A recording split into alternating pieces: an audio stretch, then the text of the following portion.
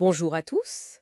Alors aujourd'hui, on aborde encore un sujet qui peut sembler un peu ardu, la logique. Aïe, on risque encore de perdre quelques auditeurs en chemin, non?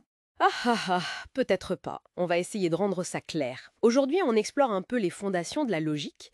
C'est cette science ou cet art du raisonnement correct. C'est ça, On la croise vraiment partout, tout le temps, souvent sans même y faire attention. C'est un peu comme la grammaire de notre pensée, finalement. exactement. Et ce n'est pas juste un truc pour les philosophes ou les matheux. La logique, ça structure vraiment la pensée. Ça nous aide à évaluer les arguments qu'on entend tous les jours. Oui, partout. Que ce soit dans les médias, au boulot, même entre amis, quoi. Le but ici, c'est un peu de démystifier les bases, de voir comment ça nous équipe pour mieux comprendre le monde. D'accord. Alors, comment on fait la différence entre un bon et un mauvais argument, justement? Plongeons un peu dans la structure.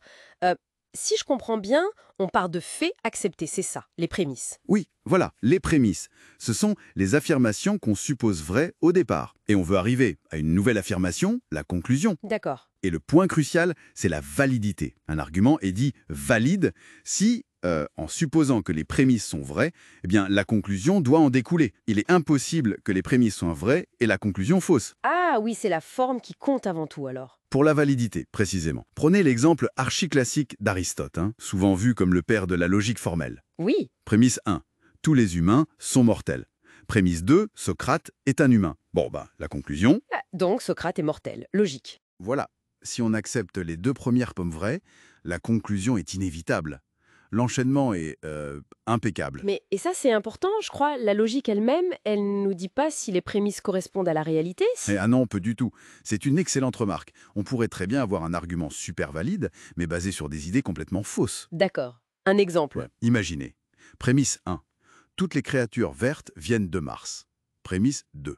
Mon chat est vert. D'accord. Conclusion logique. Donc, mon chat vient de Mars. L'argument est formellement valide. Si les prémices étaient vraies, la conclusion le serait aussi. Mais comme la première prémisse est fausse, enfin, j'espère pour votre chat. Ah ah, oui. La conclusion n'est pas nécessairement vraie dans notre monde.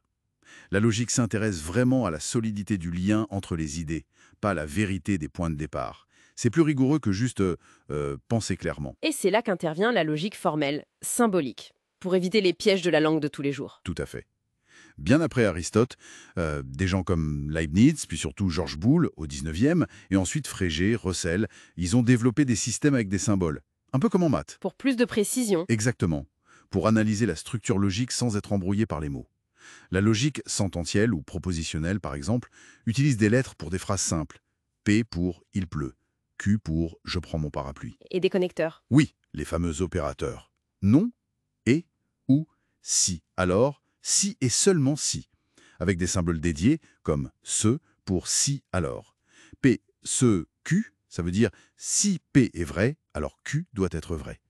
Ça permet d'analyser des raisonnements complexes de manière très... Et vous disiez que Boole, avec son algèbre logique, avait un lien avec l'informatique. Ça m'intrigue. Ah oui, c'est fascinant.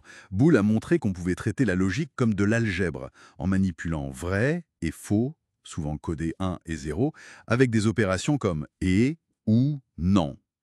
D'accord. Et bien plus tard, on s'est rendu compte que ça collait parfaitement avec les circuits électriques. 1 pour le courant qui passe, vrai, 0 pour le courant qui passe pas, faux. Ah, les portes logiques. Exactement. Les portes AND, OR, NOT dans nos processeurs, c'est l'application directe de l'algèbre de Boole pour faire des calculs. Chaque petite décision d'un ordinateur, au fond, c'est de la logique booléenne en action. C'est fou quand on y pense. Et au-delà des ordinateurs, concrètement, ça nous sert à quoi cette rigueur logique au quotidien? Oh à plein de choses. Déjà, à repérer les raisonnements un peu boiteux, les sophismes qu'on entend parfois dans les discours politiques, la pub. Oui, pour développer son esprit critique. Voilà. Et aussi à construire nos propres arguments de façon plus solide, que ce soit pour convaincre au travail ou juste pour clarifier sa pensée dans une discussion. C'est utile partout, en science, en droit. Partout où la rigueur est nécessaire, en fait. C'est ça. Maîtriser un peu de logique, c'est comme affûter son esprit critique. C'est une sorte d'hygiène intellectuelle. Une compétence fondamentale, donc. Absolument. Pour analyser, structurer le raisonnement dans ce monde plein d'infos. Avant de conclure, est-ce qu'il y a une limite à cette logique classique dont on a parlé? Une petite ouverture. Oui, bonne question pour finir. La logique classique, celle d'Aristote, de Boole, elle repose beaucoup sur l'idée qu'une chose est soit vraie, soit fausse. Le fameux principe du tiers exclu. Pas de zone grise. Voilà. Mais la réalité, parfois, elle est plus nuancée, non? Pensez à la physique quantique où une particule peut être dans plusieurs états à la fois avant la mesure. Ah oui, le chat de Schrödinger, ce genre de choses. Par exemple. Ça a poussé à développer d'autres logiques dites non classiques, comme la logique floue qui accepte des degrés de vérité, ou la logique quantique. Ça montre que même nos outils pour penser doivent parfois s'adapter. C'est Matière à réflexion, hein? absolument. Bon, en espérant vous avoir tous et toutes amenés à bon port sur ce sujet fondamental. Merci beaucoup, Sam. Merci à vous. Et à très bientôt.